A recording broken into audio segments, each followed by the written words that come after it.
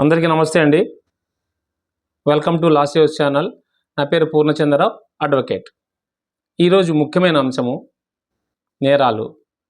నేరాలు అనేక రకాలుగా ఉంటాయి. Bailable offences, non bailable offences. అంటే బెయిల్ ఇవ్వతగ్గ నేరాలు, కోర్టు వారు బెయిల్ ఇవ్వలేనటువంటి నేరాలు ఇలా ఉన్నాయి. ఈరోజు ముఖ్యంగా bailable offences, non bailable offences అంటే ఏమిటో వివరంగా తెలుసుకుందాం. వీడియోని ఎక్కడా స్కిప్ చేయకుండా చూడండి, ఎందుకంటే ముఖ్యమైన అంశం కనుక ఈ అంశాన్ని ఫాలో అవ్వండి. బెయిలబుల్ అఫెన్సెస్ చాలా తక్కువ స్థాయిలో తీవ్రత ఉంటుంది, లెస్ సీరియస్ అఫెన్సెస్. వీటిని నాన్ కాగ్నిజబుల్ అఫెన్సెస్గా కూడా పిలుస్తారు లా పరిభాషలో. ఉదాహరణకు పెట్టి థెఫ్ట్, డిఫామేషన్, ఒకరి స్వేచ్ఛను అడ్డుకోవటం, అటువంటివి కూడా చిన్న చిన్న నేరాలుగా పరిగణించబడతాయి. అబద్ధపు సాక్ష్యం చెప్పమని బెదిరించడం, సింపుల్ అసాల్ట్, చిన్న చిన్న అల్లర్లు, దొంగతనం, సాధారణ దాడి, ఇటువంటివి కూడా బెయిలబుల్ అఫెన్స్ కిందకు వస్తాయి.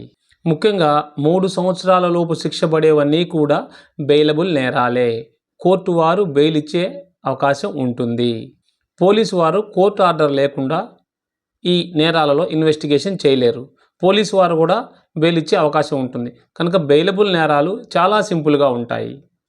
రెండవది నాన్ బెయిలబుల్ అఫెన్సెస్, అంటే బెయిల్ ఇవ్వలేనటువంటి నేరాలు. వీటిని కాగ్నిజబుల్ అఫెన్సెస్ అని కూడా అంటారు. అందులో ముఖ్యమైనవి మర్డర్, రేప్, థెఫ్ట్, డెకాయిటీ కూడా ఉంటుంది. 3 సంవత్సరాలు లేదా అంతకంటే ఎక్కువ శిక్ష పడే నేరాలలో బెయిల్ రాదు, బెయిల్ హక్కుగా పరిగణించబడదు. నాన్ బెయిలబుల్ అఫెన్సెస్లో బెయిల్ రావాలంటే కంపల్సరీగా కోర్టు వారు ఆర్డర్ ఇవ్వాలి.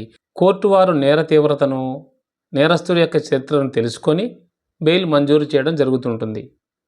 అయితే ఇక్కడ నేరస్తుడు ఎటువంటి నేరం చేశాడు, తరచుగా చేస్తున్నాడా అనేటటువంటి అంశాలు కూడా పరిశీలించి కండిషన్లతోటి మాత్రమే బెయిల్ ఇస్తారు. అంతే తప్ప బెయిల్ అనేది ఒక హక్కుగా నాన్ బెయిలబుల్ కేసులో ఉండదు. వీటినే కాగ్నిజబుల్ కేసెస్ అని కూడా అంటారు. ఇక ఒక చిన్న విషయాన్ని తెలుసుకుందాం ఫ్రెండ్.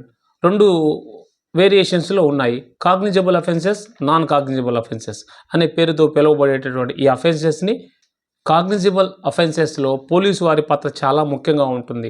వారెంట్ లేకుండా అరెస్ట్ చేయడము, ఇన్వెస్టిగేషన్ చేయడం ప్రారంభిస్తారు. ఎందుకంటే కాగ్నిజబుల్ అఫెన్సెస్ చాలా సీరియస్గా ఉంటాయి కాబట్టి. వితౌట్ కోర్ట్ ఆర్డర్ కూడా ఇన్వెస్టిగేషన్ చేస్తారు, ఎఫ్ఐఆర్ రిజిస్టర్ చేస్తారు. నాన్ కాగ్నిజబుల్ అఫెన్సెస్ నేర తీవ్రత తక్కువ స్వభావాన్ని కలిగి ఉంటుంది. అందువలన పోలీసు వారు నాన్ కాగ్నిజబుల్ అఫెన్సెస్లో అరెస్టు చేయాలన్నా, ఇన్వెస్టిగేషన్ చేయాలన్నా తప్పనిసరిగా వారెంటు, కోర్టు ఆర్డర్ ఇటువంటి కావాల్సి వస్తాయి. అంటే న్యూసెన్స్ కేసులు, ఇరుగు పొరుగు తిట్టుకోవటం, ఇటువంటి అంశాలు కూడా నాన్ కాగ్నిజబుల్ అఫెన్స్ కిందకు వస్తాయి. ఫ్రెండ్స్, ఈ వీడియోలో సింపుల్ సమాచారాన్ని తెలియపరిచాను. వీడియో నచ్చినట్లయితే లైక్ చేయండి, షేర్ చేయండి. అందరికీ అవగాహన కలిగిస్తున్నా కనుక మీరు కూడా తప్పనిసరిగా షేర్ చేయండి ఫ్రెండ్స్. నెక్స్ట్ వీడియోలో మంచి టాపిక్తో కలుద్దాం.